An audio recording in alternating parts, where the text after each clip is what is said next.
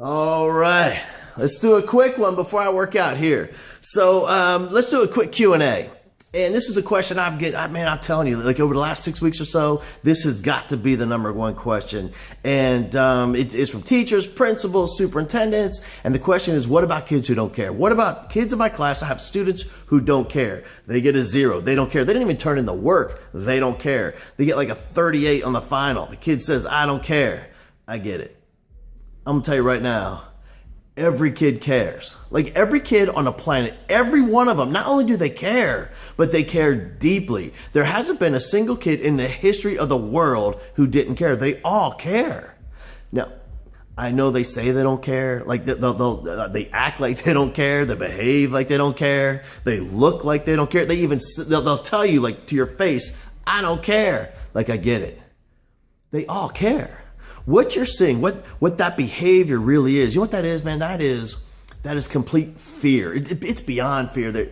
It's beyond being scared. They are terrified. It's a kid who is terrified of failing. That's what it is. It's a kid who's terrified of failing and trying hard and failing anyway and being humiliated in front of classmates. That's a kid who's absolutely terrified of failing.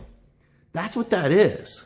Like that's a kid who has tried really hard in the past and they failed anyway.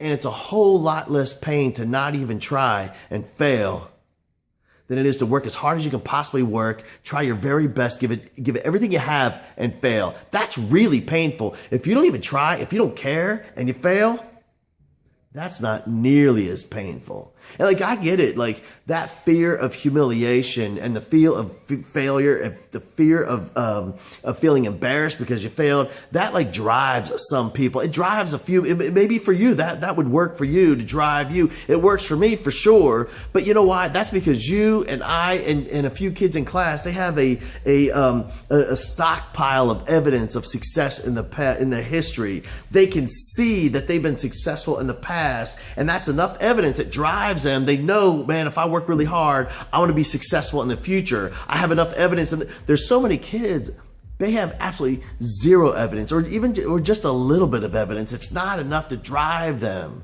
So instead, they shut it down. The fear of humiliation, the terror of failing, of trying hard and failing anyway, as a result of that, they shut it down. And you know, I tell you what, man, a good example is Little League Baseball. That's like the perfect example. And sometimes there are examples outside of the classroom that make so much sense we can apply it in the classroom. And Little League is a perfect example of this. And you maybe if your kid plays like my kid plays Little League, I've seen it in him. I've seen it on tons of kids on the team. Softball, it's the same thing. It's a kid that comes up to bat and he strikes out. Like he comes up the bat and he strikes out and he strikes out again. And he comes up and he strikes out again. He comes up, he strikes out, and he strikes out. And eventually, what does the kid do?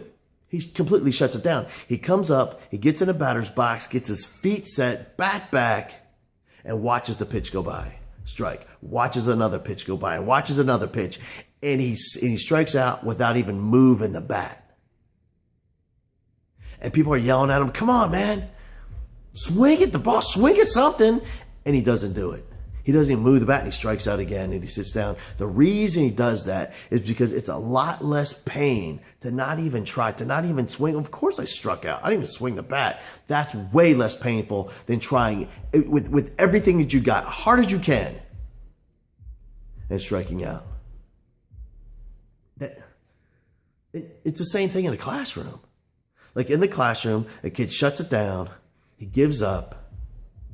Because it's a lot less pain to not even try and fail than it is to try your hardest, give it your best, everything you have, and fail anyway. So those kids that act like they don't care, but they behave like they don't care, they look like they tell you, I don't care. When they say those words, I don't care, man, the conversation isn't about, well, you need to care. You need to start caring about your grade. You need to care what goes on in this class. Because that's not even the issue. The issue is the kid doesn't believe in himself. So when the kid says, I don't care, the conversation really needs to be, I hear you, man. I hear you. You don't care, I get it, but let me tell you this. I believe in you. Like, I know you can be successful in here. I know you can do this work. You and I are going to work on this together. I've got you in here. You're one of my students. I'm going to take care of you. Let's do this. That's the conversation that needs to happen.